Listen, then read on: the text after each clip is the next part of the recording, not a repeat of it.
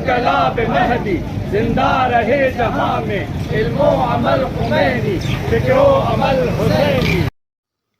मदई शहर ऐं ॻोठ गाए जा में फ़लस्तीन जे हिमायत में तंज़ीम तहरीक लबैक या रसूलुल्लाह, मजलिस वहदत मुस्लिमीन ऐं हुसैनी स्काउट पारां धार धार रैलियूं कढियूं वयूं, जिन में मज़हबी तोड़े समाजी माण्हुनि समेत शहरियुनि वॾे अंग में शिरकत कई। रैलियुनि में शरीक सवे माण्हुनि इसराइल ख़िलाफ़ सख़्त नारेबाज़ी कई। उन मौक़े ते अॻुवाणनि इसरार अबड़ो, अब्दुल जब्बार अबड़ो, अल्लामा मोहसिन हसन नजफ़ी, मौलाना कलंदर बख्श नापर ऐं ॿियनि चयो त असीं फ़लस्तीन मथां थींदड़ ज़ुल्म, बरबियत ऐं क़िबला अवल बैतुल मुक़द्दस मस्जिद अक़सा जे कब्ज़े जी भरपूर मज़म्मत करियूं था ऐं दुनिया जे मुस्लमाननि ख़ुसूसन अक़वाम मुत्तहिदा खां मुतालबो था करियूं त फ़लस्तीन जे मज़लूम अवाम जो साथ ॾेई गोलाबारी बंदि कराए फ़लस्तीनी अवाम मथां थींदड़ ज़ुल्म खे बंदि करायो वञे ऐं खेनि आज़ादीअ सां जीअण जो हक़ु ॾिनो वञे।